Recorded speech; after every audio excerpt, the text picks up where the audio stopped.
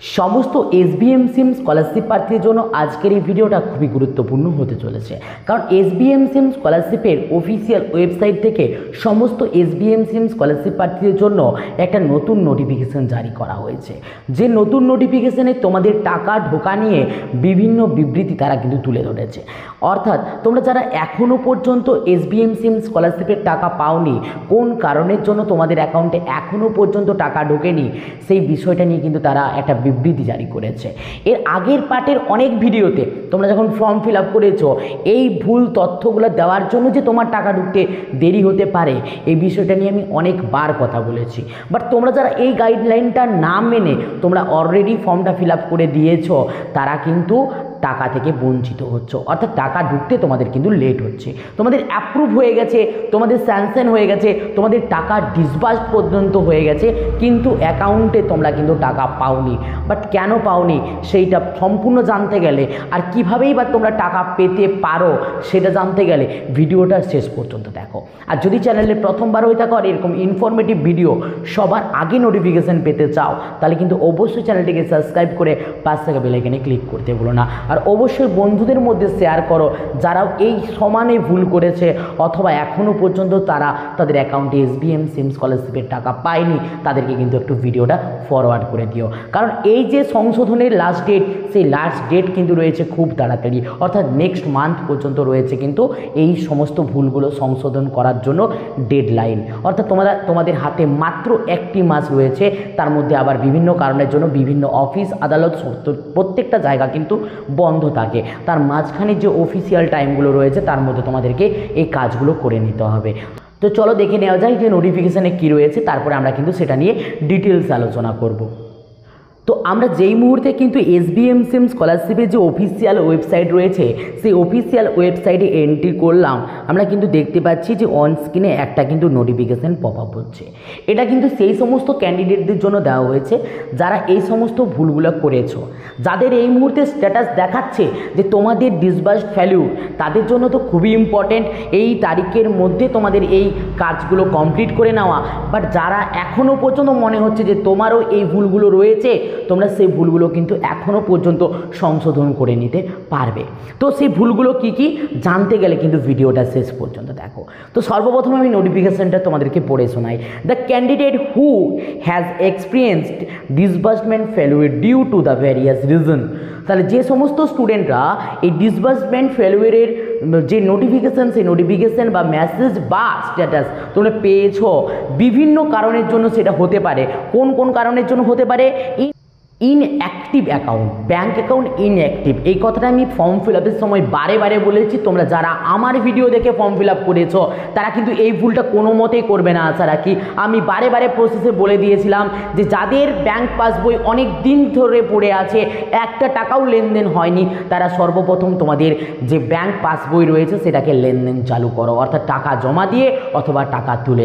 আরও একটা কথা আমি তোমাদেরকে বলেছিলাম যে এনপিসিআই লিঙ্ক, অর্থাৎ ব্যাংকের পাসবইয়ের সঙ্গে আধার কার্ডের লিঙ্ক যাদের রয়েছে, তারা আধার কার্ডের লিঙ্ক রয়েছে ভালো, যদি না রয়েছে মনে হচ্ছে তারা কিন্তু আধার কার্ডের লিঙ্কটা করে নেবে।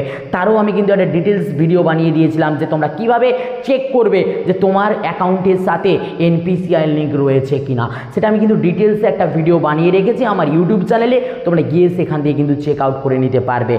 এরপরে কি হয়েছে না, রং অ্যাকাউন্ট নাম্বার। তোমরা যারা ভুলভাল অ্যাকাউন্ট নাম্বার দিয়ে দিয়েছো তাদের জন্য টাকা ঢোকেনি।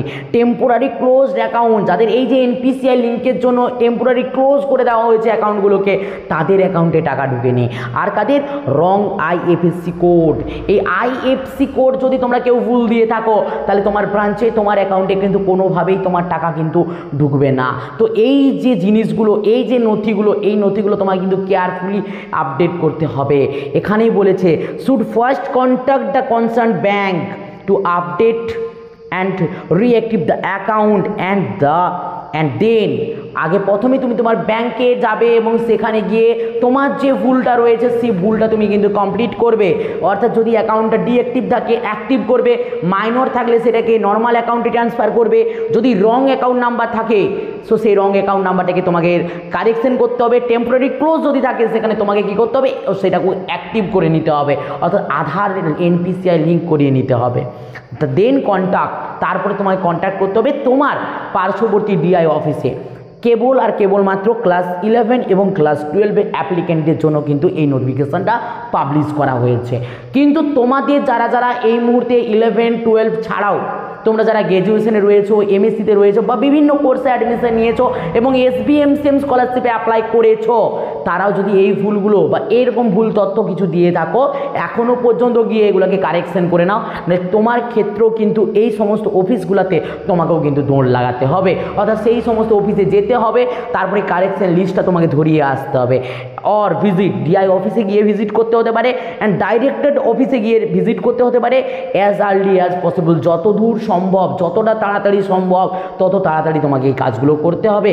The last date of the reflections is 30 June, অর্থাৎ 30 তারিখ, জুন মাসের 30 তারিখে তোমাদের কিন্তু এই লাস্ট ডেট রয়েছে। তোমাদের যাদের যাদের এখনও পর্যন্ত স্ট্যাটাসে এই রকম কিছু ফেলিওর দেখাচ্ছে, তারা এই মুহূর্তে ব্যাংকে যাও, ব্যাংকে গিয়ে কারেকশন করো, কালকের মধ্যে DI অফিসে যাও বা পরশু দিনের মধ্যে DI অফিসে গিয়ে কিন্তু কারেকশানটা কিন্তু জমা দিয়ে আসো, কারণ তোমাদেরকে অনলাইনে আর কোনোভাবেই তোমরা এর কারেকশন করতে পারবে না।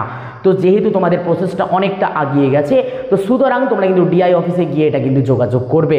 আশা রাখবো আজকের এই ভিডিওর পরে তোমাদের যাদের যাদের এখনও কিন্তু টাকা ঢোকা নিয়ে বিভিন্ন সমস্যা ছিল, তারা কিন্তু শর্ট আউট বুঝতে পেরে গেছো যে এই ব্যাংকের পাসবইয়ের জন্য তোমাদের অনেকের টাকা ঢুকতে দেরি হচ্ছে। আর যাদের এখনও পর্যন্ত ফেলুয়ার দেখায়নি বা টাকা ডিসবার্স দেখাচ্ছে, তাদেরকে বলবো তোমরা একটু ওয়েট করে যাও। এই নোটিফিকেশানটা দিয়েছে মানে তাদের ফান্ড অ্যাভেলেবেল হয়ে গেছে 100% শিওর, অর্থাৎ তোমরা আজ না হলেও কালকে তোমাদের অ্যাকাউন্টে তোমরা টাকা পাবেই পাবে। আর যেই মুহূর্তে ডিসবার্সড হয়ে যাবে, মানি ডিসবার্সড হয়ে যাবে, যাদের এই মুহূর্তে অ্যাপ্রুভ হয়ে আছে তারা মানি ডিসবার্স দেখতে পাবে, এবং যারা এই মুহূর্তে HY ফরওয়ার্ড আছে তারা কিন্তু অ্যাপ্রুভ দেখতে পাবে। এই পদ্ধতি কিন্তু স্টেপ ওয়াইজ কিন্তু কন্টিনিউ এগিয়ে যাবে। তো আশা রাখবো আজকের এই ভিডিওর পরে তোমাদের মনে থাকা বিভিন্ন প্রশ্নের অ্যান্সার তোমরা পেয়ে গেছো। আর যাদের এখনও পর্যন্ত ফেলুয়ার মেসেজ দেখাচ্ছে, তারা কিন্তু অবশ্যই তোমাদের যে ব্যাংক, সেই ব্যাংকে গিয়ে কনসার্ন করো এবং তারপরে গিয়ে DI অফিসে কিন্তু সমস্ত নথি জমা দিয়ে এসো। কেমন? চলো বাই, দেখাচ্ছি নেক্সট ভিডিওতে। প্রত্যেকে ভালো থাকবে, প্রত্যেকে সুস্থ থাকবে, আর অবশ্যই কমেন্ট করে জানাতে ভুলবে না তুমি কোন ডিস্ট্রিক্ট থেকে আমার এই ভিডিওটা দেখছো। চলো বাই।